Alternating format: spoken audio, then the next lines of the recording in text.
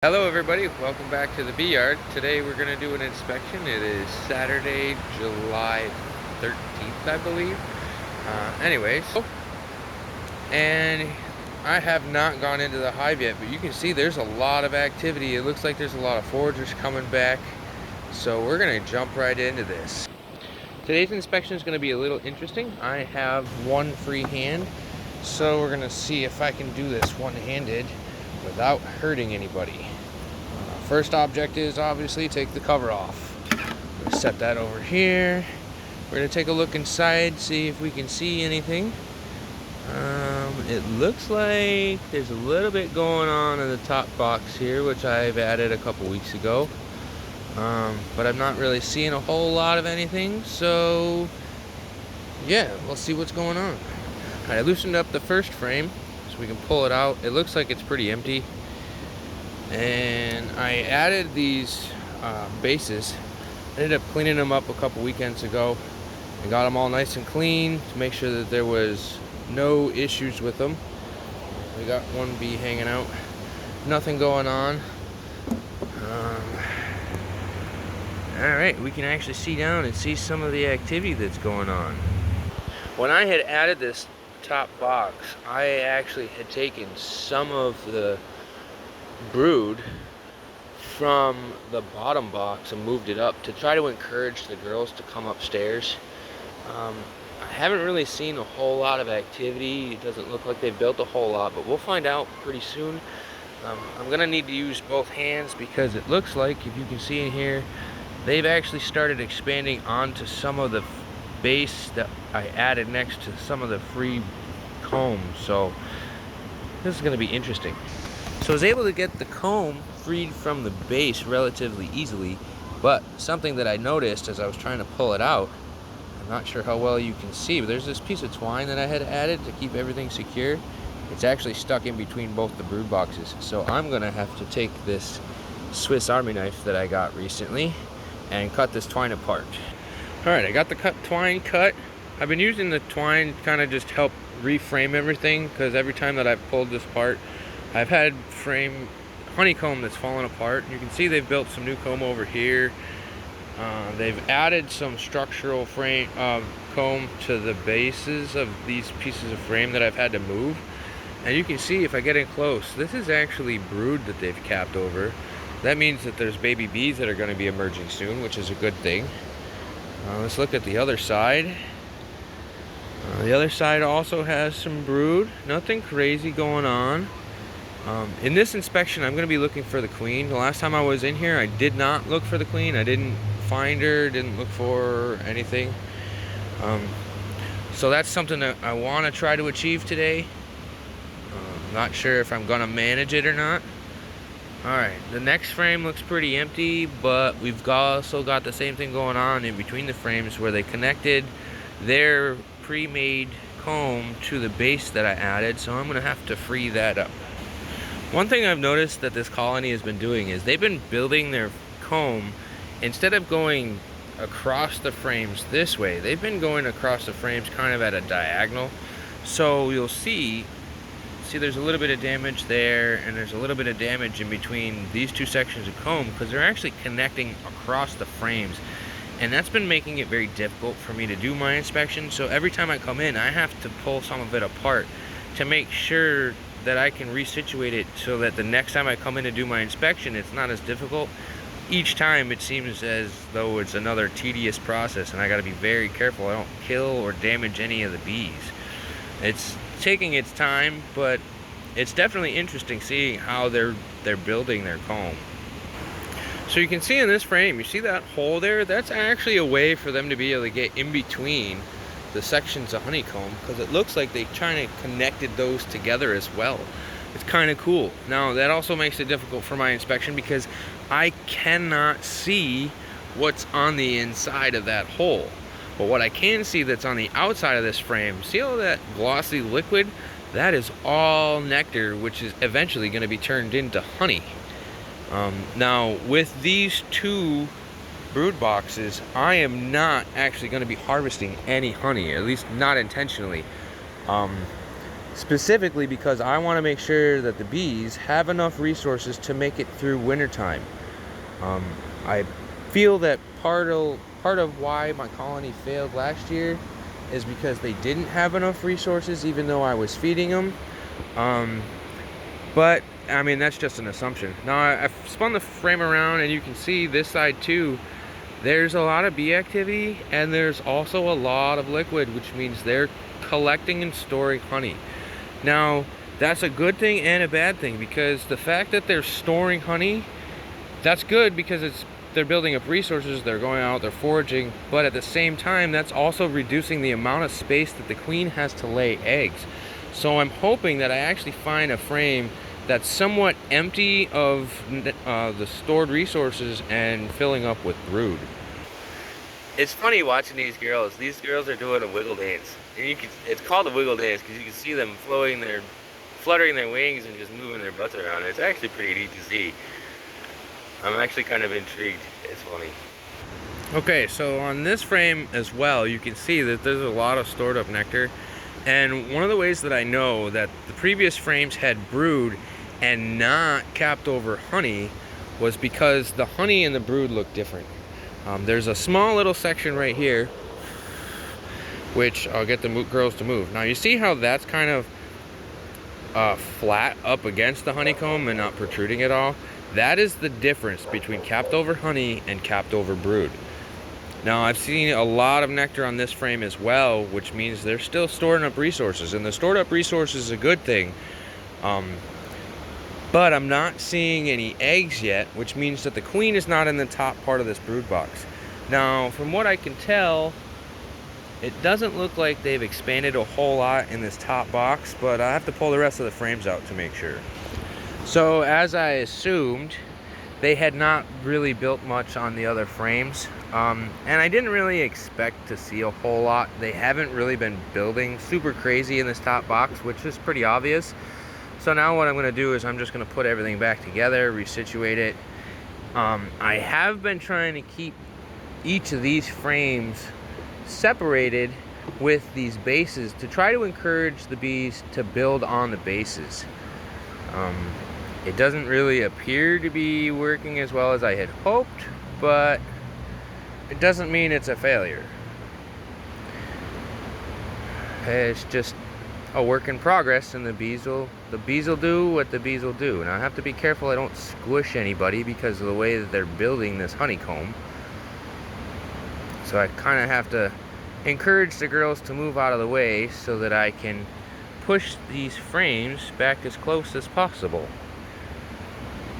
Alright, last one here.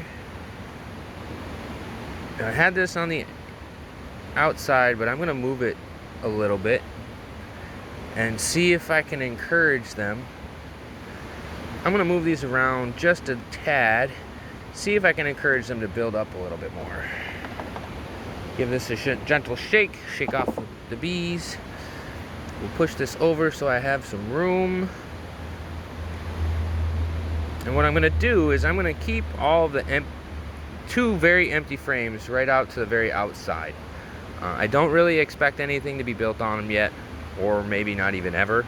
We'll find out. One of the things that I have decided though is if they don't build enough in this top brood box, then come wintertime, I'm actually going to consolidate the hive, and I'm going to make it, instead of it being the two boxes that you see now, I'm only going to make it one box. One of the reasons why they have not truly expanded as much as you would think they would is because we've had an excessive amount of rain. I mean, it's literally been raining for the last, I don't know, 2 to 2.5 months or so, on and off. A little bit here, a little bit there, almost every day. Something that you can't see is, which I'm still not even sure if you can tell, but I am sweating because it is excessively humid out today. The temperature's only maybe 70 to 80, but the humidity level is through the roof. Okay, now that I have the boxes back, or the top brood box back together, that my next task is to take them apart. So I want to whittle my way in here, and hopefully they didn't completely fill this with propolis. Doesn't feel like it. I can lift the box with my tool, so that's good. I do need both hands to do this though, so we'll be right back. Okay, top box is off. This is the next box. Now it doesn't look like there's a lot of bee activity on the top here, which is a good and bad thing. More good. That means that they're all downstairs, either working in the comb or working in the brood chambers, keeping the babies alive. So now I need to be careful, because as you can see, there's a lot of expanded comb going across these frames. I need to be very careful. I did bring out some extra twine, so in case something falls apart like it has been, I will be able to make some repairs and hopefully correct their building. Instead of building, like I said, the long way this way, hopefully they'll start building this way, and that'll make my inspections a lot easier to be less detrimental to the actual hive itself. So our next step, we do a little inspecting here and see what we can do. If we can move stuff freely, we'll see. I did add a couple of the empty frames with bases in, you can see, trying to separate and help encourage the girls to build on them. But I haven't been in to see if they have or not, so it looks to me like they're doing the same thing. They're just attaching their existing comb to the bases. So this is going to be an interesting project, trying to get this all apart. No hitchhikers. And I really don't want to hurt any bees. Where's my tool here? So I have to be very careful and go very slow. I don't know if you can actually see the process, what I'm doing, but I'm just trying to whittle the tool in to break the comb off of the base. Alright, push these apart a little bit so I can see here. Alright, I did separate it good. So nothing fell apart, so that's a bonus. We'll get my frame holder, set it on the side so we can have some space to work in here. And this frame holder, if the comb is perfectly straight up and down, would hold roughly 4 frames, but because they've been building what's called wonky comb, I'm only able to get 3 at the max. Now, this is what's interesting. This is fresh comb. Looks like they got fresh capped over honey, and they actually have free floating comb on the twine that I've put in place, which is very interesting. Very, very interesting. We'll look at the other side real quick. Now this is difficult because I'm using one hand. But yeah, they've got, definitely have some capped over honey, which is good. They're storing up stores. But I'm not seeing any eggs. So I'm hoping I find the queen. Like I said, last time I was in here, I didn't look for her. I was very careful to not try to hurt her. But because I didn't find her, I can't be sure. So the only way I'll know absolutely for sure is if the queen is still here, is if there's either brood, which is the capped over baby bees, or if there is fresh eggs, or if I actually see the queen. I'm hoping I find her, because I want to make sure that I don't injure her in my inspection, but time will tell. So something that's usually interesting, and this is why I wear the bee suit, is you can see I had a tag along. She's crawling all around the veil. She's not bothering me, she's just curious, which is fine. I don't mind the curiosity as long as they don't try to sting. Now, second frame in, I was able to get it freed up, at least from the top point of view. So I'm going to try to carefully pull it apart to make sure I don't break anything. You can see they have an extension pulling out there, so I might have to replace that somewhere.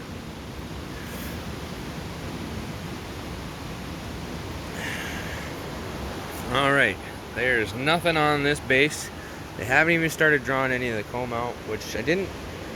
It's kind of unfortunate. I wish they were drawing this comb out. But there is quite a bit of activity, so that's a good sign. Alright, now I gotta knock these girls off.